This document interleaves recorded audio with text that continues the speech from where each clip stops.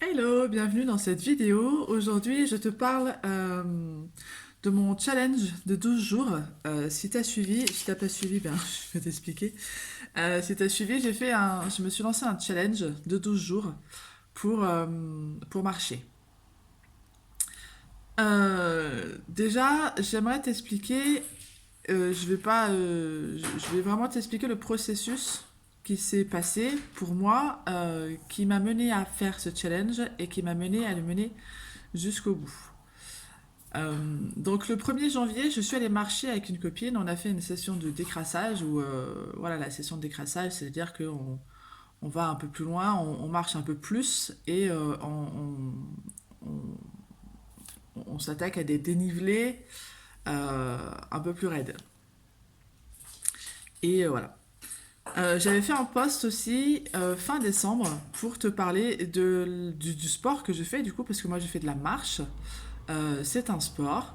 Je fais de la marche active, c'est-à-dire que, alors, pas de la marche active comme on pourrait l'entendre, où on marche plus vite que, enfin, entre la course et la marche. Moi, je fais vraiment de la marche, mais un peu plus rapide que la marche normale. Pour te donner une idée, je fais à peu près entre 5 et 5 km et demi par heure, alors que, voilà, quelqu'un qui marche normalement, il fait entre voilà, 4 km par heure à peu près, entre 4 et 4 et demi. Euh, Pourquoi je me suis lancé ce challenge? Parce que déjà, donc le 1er janvier, on a fait une session de décrassage. Le lendemain, je crois que je suis allée marcher aussi encore, toute seule. Et à un moment, je suis tombée sur un post qui disait que les 12 premiers jours de l'année représentaient, en termes d'ambiance d'état émotionnel et tout plein de choses, ça représentait l'année qui allait s'écouler. Donc le 1er janvier, c'est le mois de janvier, le 2 janvier, c'est février, le 3 janvier, c'est mars, etc. Et je me suis dit, ah ouais, c'est cool ça, je vais tenter de faire ce challenge les 12 premiers jours de janvier pour pouvoir... et puis voilà, puis ça me permettra aussi de faire ce challenge des 12 jours euh, pour voir un peu l'ambiance de mon année, tout ça. Bref. Il s'avère que j'ai fait tomber ma tasse. Enfin, le chat a fait tomber ma tasse sur les papiers, parce que chaque soir j'écrivais un peu ce qui s'était passé dans ma journée. Du coup, je n'ai plus accès à ces informations, donc nous verrons bien comment mon année va se passer. Bref. Concernant ce challenge, je m'étais mis, enfin, j'ai voulu le faire déjà pour, enfin, j'ai mis un objectif en tout cas parce que c'est de ça qu'on va parler, de l'objectif pour soi et de l'objectif de l'ego. Quand tu veux te mettre un objectif en place, parfois tu n'arrives pas jusqu'au bout. Il y a plusieurs facteurs pour lesquels tu ne vas pas au bout de ton objectif. Euh, Entre autres, c'est parce que l'objectif n'est pas le bon. Ok. Alors il y a plein d'autres raisons pour lesquelles on n'arrive pas à atteindre un objectif, mais là aujourd'hui, là vraiment le point sur lequel je veux parler, c'est que tu n'as pas le bon objectif. Ouais, tu n'as pas le bon objectif. C'est juste que l'objectif, il parle pas de toi véritablement. Donc, pour te parler de mon expérience, moi, mon objectif, c'était de raffermir mon corps et de le renforcer à l'intérieur parce que ça va me permettre de me sentir bien dans mon corps, de me sentir bien dans ma peau. Et c'était ça vraiment l'objectif principal. C'est un espèce de mal-être à l'intérieur de mon corps, une sensation de vouloir expanser un peu plus, de vouloir extérioriser des émotions, par exemple. Et c'est pour ça que j'ai envie aussi de me renforcer musculairement à l'intérieur. Et du coup, ben, voilà, on va parler des muscles profonds. Et c'est pour cette raison que je marche, d'accord? Pour me sentir stable et sécure à l'intérieur de mon corps, de moi-même. Ça, c'est la véritable raison pour laquelle je fais ce challenge. C'est la véritable raison. Ensuite, il y a alors, parce que... Et donc cet objectif, cette raison, ce pourquoi, va me permettre et m'a permis d'aller au bout de ce challenge. J'aurais pu euh, avoir... Et j'ai eu aussi cet autre objectif, c'est l'objectif de l'ego. L'objectif de l'ego, c'est d'avoir... C'est pour le summer body, particulièrement le summer bull.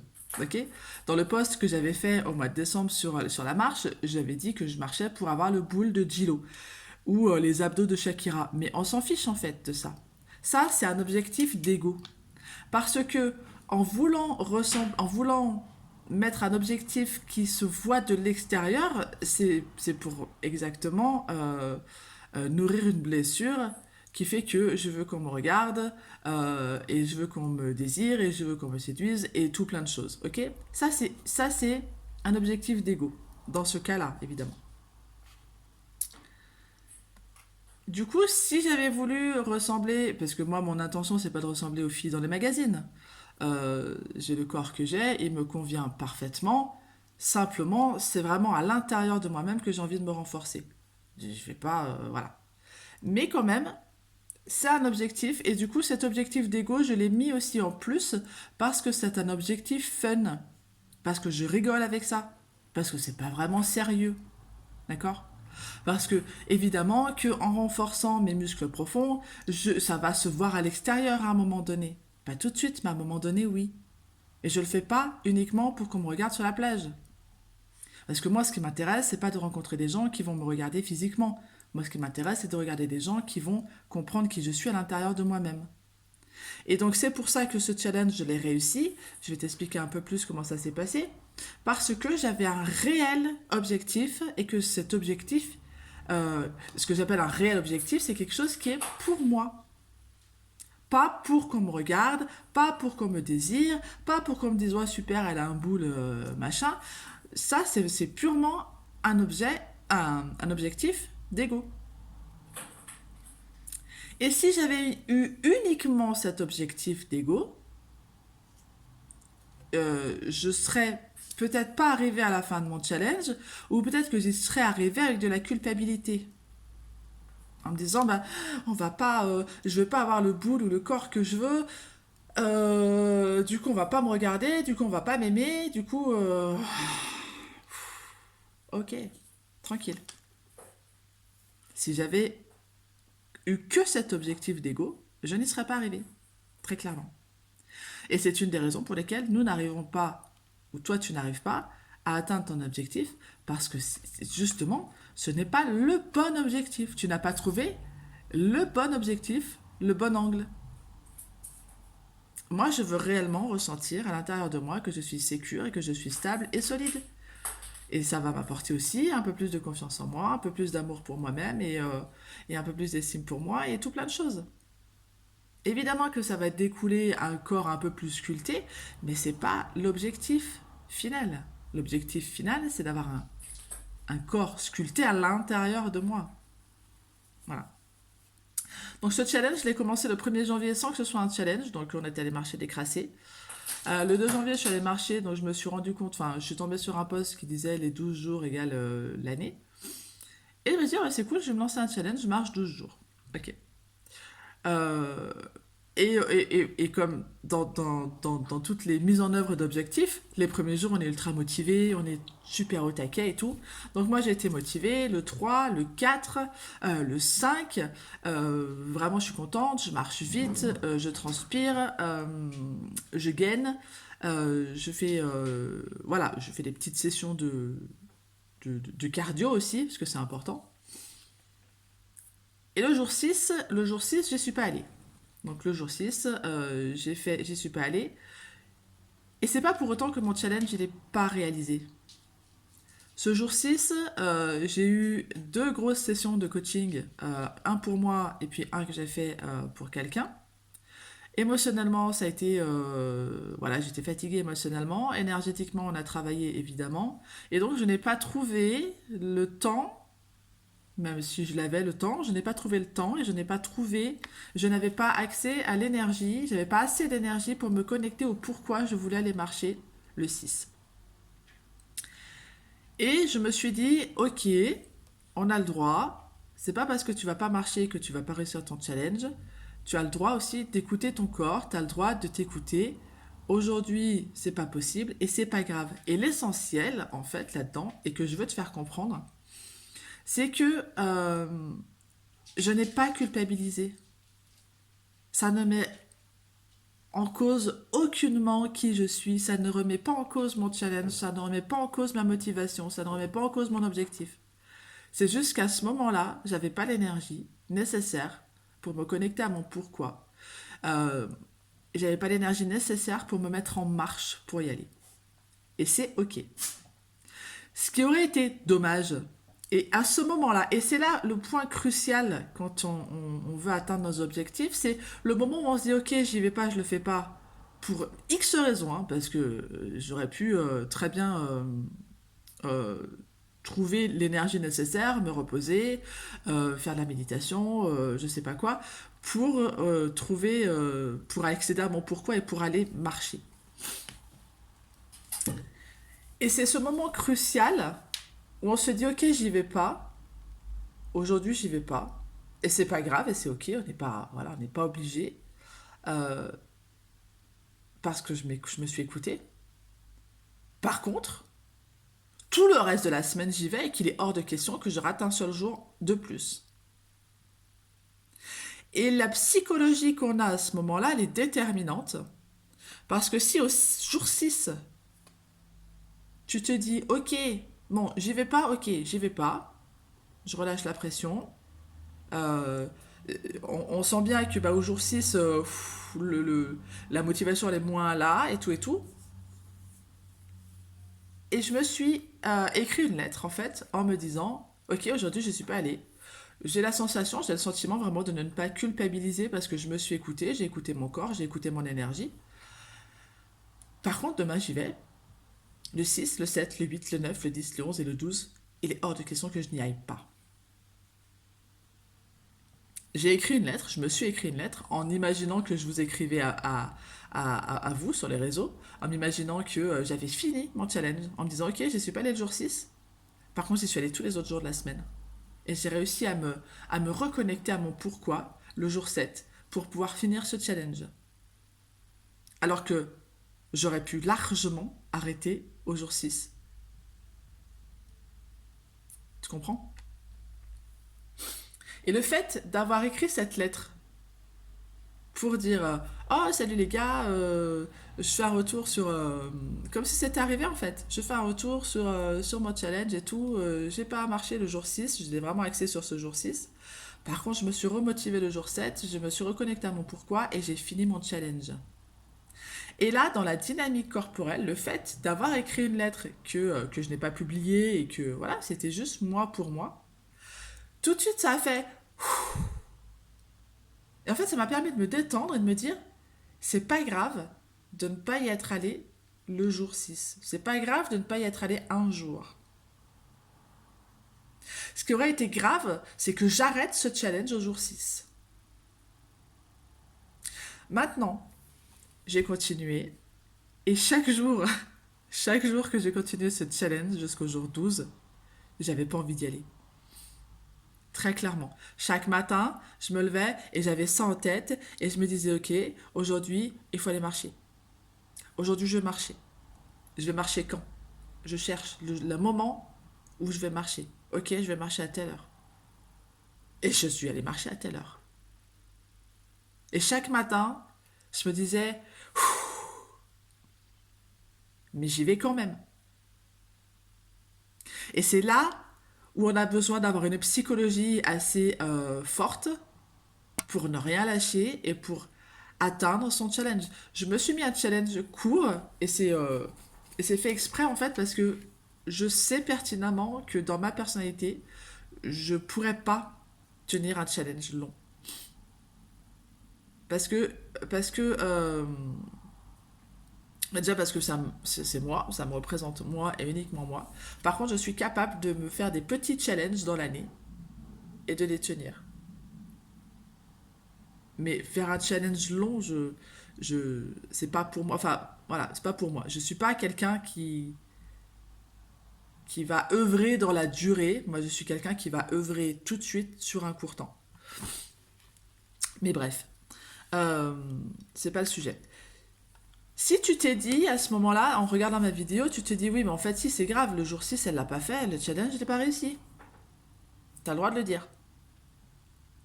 Mais ça veut dire quelque chose de toi, ça veut pas dire quelque chose de moi. Ça veut dire que peut-être tu as, toi, ce sentiment que ce n'est pas parfait. Du coup, c'est la blessure d'injustice qui parle. Parce que le challenge pour être réussi, c'est pas un jour où j'y suis pas allée qui va ruiner tout ce que j'ai fait. Et au contraire, je me suis servi de ce jour où je n'y suis pas allée, je me suis servi de cette fatigue énergétique et émotionnelle pour réussir le challenge. Tu comprends? Je me suis servi de ça pour me remotiver, pour me reconnecter à mon pourquoi et pour y aller. Et je t'avoue que chaque matin, je me suis dit flemme. Mais chaque matin, après avoir dit flemme, j'ai dit on part quand? À quelle heure on y va? On y va. Et le jour 12, alors le jour 12, il a été pire que tous les autres. Le jour 12, je me suis dit vraiment, mais j'arrive au bout. Et c'est quand on a cette psychologie de dire quand on arrive au bout, des fois on a inconsciemment des choses qui nous auto-sabotent, des choses qui vont dire non, en fait, je vais pas y arriver, alors qu'il ne reste un seul jour. Ce dernier jour, j'ai pesté tout le matin pour dire je dois y aller. C'est pas possible autrement, je dois y aller. Mais j'ai grave la flemme en fait. Mais j'y vais quand même. Qu'est-ce que ça m'a appris tout ça? Ça m'a appris que je suis capable de relever des challenges. Mais ça, je le savais déjà, mais c'est quelque chose qu'on intériorise et qu'on conscientise.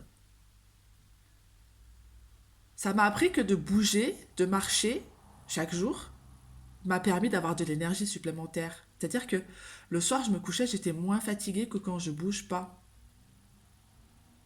Quand je vais marcher 3 quarts d'heure, 1 heure en marche active, je suis moins fatiguée dans ma journée. Et j'ai accès à plus d'énergie et j'ai accès à plus de créativité. Et quand tu vas chercher les résultats, même si, parce qu'il y en a beaucoup qui disent oui, les résultats, les résultats. Ouais, mais c'est important d'aller aussi remarquer, de prendre conscience des bénéfices. Bon, si on ne parle pas de résultats, on parle de bénéfices. Des bénéfices que cet objectif atteint chaque jour me permet d'avoir. Clairement, j'ai travaillé mon corps en muscles profonds, j'ai travaillé mon cardio et j'ai aussi travaillé mon énergie et j'ai travaillé mes émotions. Et je me suis reconnectée à la nature chaque jour. Et j'ai pris l'air chaque jour. Qu'il pleuve, qu'il fasse gris, peu importe. C'était un challenge que j'ai adoré mener, même s'il y a eu plein de jours de flemme. J'ai adoré le mener parce que j'ai pu prendre conscience des bénéfices que cela m'a apporté en termes d'énergie. J'ai mieux dormi, j'étais moins fatiguée le soir. Et rien que ça, en fait, rien que ça, c'est juste génial. Euh, et donc, j'espère que tu as bien compris que si j'ai réussi mon challenge et mon objectif, c'est parce que c'était un vrai objectif que je voulais faire pour moi, à l'intérieur de moi, pour moi-même. C'est-à-dire, personne ne va venir regarder mes muscles profonds s'ils sont sculptés ou pas, tu vois. C'est moi, uniquement moi qui vais le ressentir. Évidemment que je vais l'émaner, ou que je l'émane déjà, ou que je l'ai émané, peu importe, euh, dans ma vie, enfin, pour le monde. Mais si j'étais restée sur le summer body, je me serais trouvé plein de raisons de pas le faire parce que bah parce qu'on est au mois de janvier, parce qu'il fait froid, parce que summer body ça veut dire été, donc voilà. Et que quoi qu'il en soit, il y a des objectifs. Donc cet objectif d'ego pour le summer body, euh, j'aurais peiné à le maintenir jusqu'à l'été. Et une fois que l'été est passé, c'est bon, on n'en parle plus. L'objectif de l'ego, il va pas durer dans le temps. Parce qu'une fois que tu l'auras atteint, ça sera terminé. Tu vas retomber dans tes travers, tu vas retomber dans un schéma parce que l'objectif, il n'a pas assez d'importance pour perdurer. Alors que l'objectif réel, pour moi, l'objectif réel que tu vas te donner à toi, il va perdurer parce que c'est un réel objectif qui t'apporte de réels bénéfices dans ton corps. L'objectif du summer body, il va juste me permettre d'être jolie à la plage, mais c'est tout. C'est tout. Et moi, j'ai pas envie qu'on vienne me chercher parce que je suis jolie ou bien sculptée ou je sais pas quoi. Moi, j'ai envie qu'on vienne me chercher pour ce que j'ai à l'intérieur de moi. Je parle de relations sentimentales, sexuelles, comme je parle de relations professionnelles ou relationnelles amicales, hein. Parce que le summer body, on y va pour être canon à la plage, mais il y a tellement d'autres significations derrière. Et du coup, ça va nourrir une blessure. Sauf qu'une fois que la blessure elle est nourrie, on s'arrête, mais ça rechute quand même. Voilà. J'espère que ça t'a plu, j'espère que tu as compris certaines choses, j'espère que tu as compris aussi la psychologie qui était important d'avoir quand on met un objectif en place et que la première chose à revoir si jamais tu n'arrives pas à atteindre tes objectifs, c'est l'objectif en lui-même. Est-ce que réellement cet objectif, il est pour toi, vraiment pour toi? Qu'est-ce que ça va t'apporter d'atteindre cet objectif? Est-ce que tu est-ce que c'est quelle émotion tu ressens quand tu te dis si on prend l'exemple du summer body, on va le reproduire chaque année. Il faut qu'on fasse un régime, il faut bien manger, il faut sculpter, il faut marcher, il faut ceci pour avoir un corps regardable l'été. Alors, c'est possible hein, que tu aies cet objectif, mais fais-le pour toi, du coup. Fais-le pas pour le monde extérieur. La psychologie, pour mettre un objectif en place, quel est mon objectif? Est-ce que réellement je le fais pour moi ou est-ce que c'est une blessure? Est-ce que c'est un objectif d'ego? Ok. Euh, quelle émotion je ressens en mettant en place cet objectif? Éventuellement, si tu sais aller plus loin ou si tu peux aller plus loin, tu vas regarder le besoin qu'il y a derrière ces émotions. Et de mener un objectif dans une dynamique et dans une émotion agréable, ça va être plus facile de le mener que de se dire il faut un summer body. Si je vais culpabiliser si je mange trop de chocolat, trop de ceci, trop de machin, trop de. Hein. Et il y a un moment aussi, il faut vivre. Hein. Moi, ma fille, elle m'a fait 3 gâteaux pendant mon challenge 12 jours.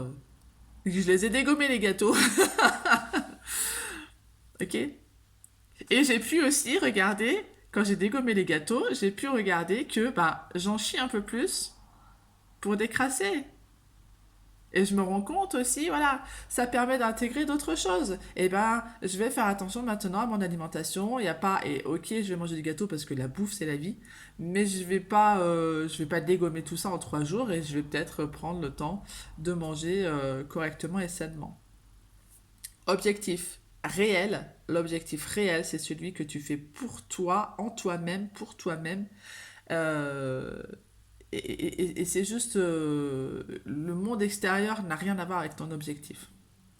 Psychologie, émotion, besoin, action. C'est ma méthode que je mets en place dans mon accompagnement. C'est ma méthode que je mets en place dans ma vie.